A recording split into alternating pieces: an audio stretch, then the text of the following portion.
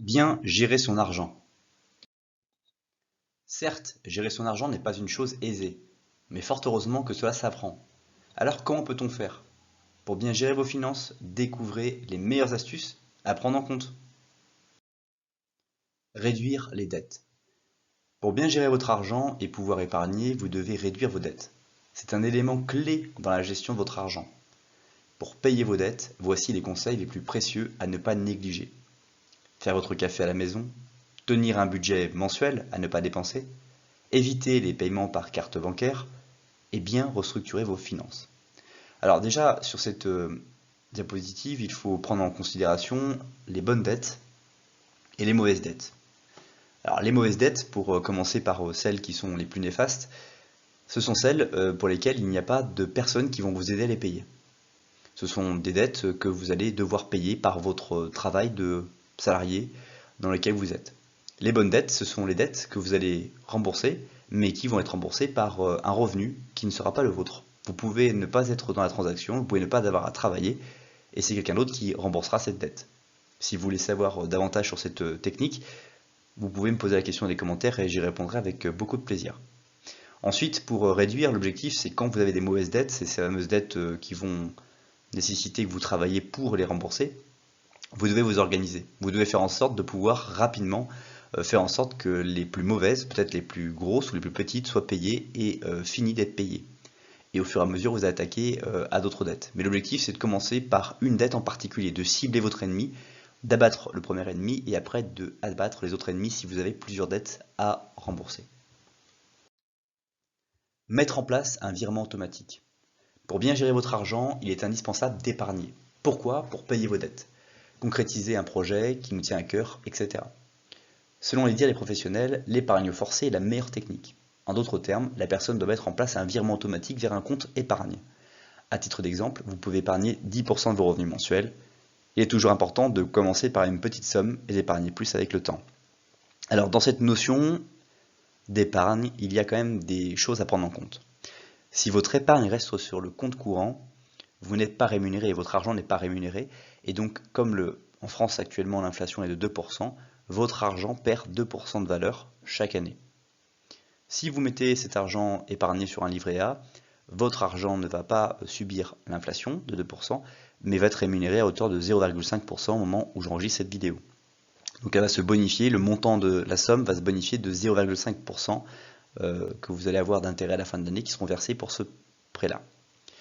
Pour un PEL, vous allez arriver à 1,5% et après vous pouvez travailler sur des produits d'épargne comme les assurances vie en fonds euros. Votre capital va être garanti au même titre que ce que vous allez faire et vous allez pouvoir atteindre des 1,5, des 2, des 2,5% maximum de rendement par an, ce qui permettra à votre argent de fructifier. Donc quand on parle d'épargne, on parle vraiment effectivement de cet objectif de mettre en place des virements automatiques pour que vous n'ayez même plus à y penser et que votre argent circule d'un point A à un point B et vous permette d'avoir automatiquement les revenus que vous souhaitez et de pouvoir faire fructifier, placer votre argent au bon endroit et ne pas en fait inutilement, bêtement vous retrouver avec de l'argent qui dort sur un compte et qui se retrouve avec de l'inflation. Renégocier et réduire ses factures. Souvent, les factures que l'on paye mensuellement pèsent lourd sur notre budget. Si on arrive à les réduire, on peut épargner plus et payer rapidement nos dettes.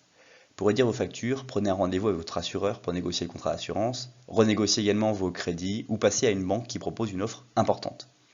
Les économies faites peuvent être réajustées, rajoutées à la somme économisée via le virement automatique d'épargne et au bout de 12 mois, vous aurez certainement une grande somme d'argent sur votre compte. Donc ça c'est quelque chose aussi qui est très intéressant à observer, c'est que vous avez la possibilité de pouvoir réduire vos frais fixes. Quand on parle de ces revenus mensuels, ces prélèvements mensuels que vous avez sur votre compte en banque, votre compte courant, ces prélèvements mensuels, très souvent, ce sont des revenus fixes. Ça va être un abonnement à une salle de sport, à un cinéma, à son téléphone portable, à son abonnement de Netflix, etc.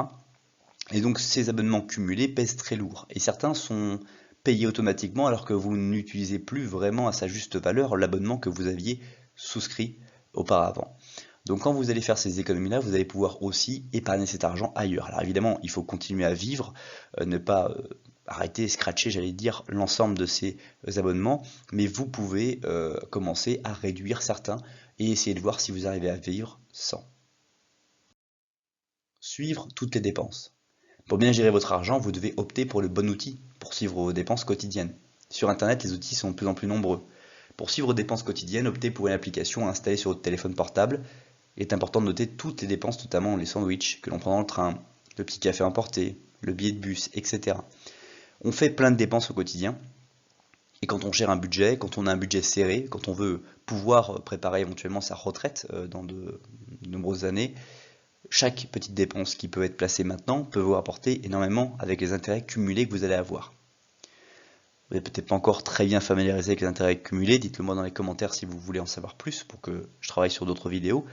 Mais la vérité, c'est que ces intérêts cumulés, c'est le secret de Warren Buffett. Peut-être que vous connaissez cet investisseur.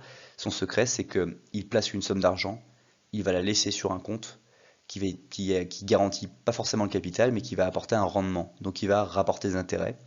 Et l'objectif, c'est qu'il ne touche plus à cette somme et qu'il laisse les intérêts devenir parfois même plus fortes que cette somme pour pouvoir avoir un rendement plus important. Si tu as aimé cette vidéo, tu aimeras très probablement son article associé sur le blog. Le lien est dans la description juste en dessous.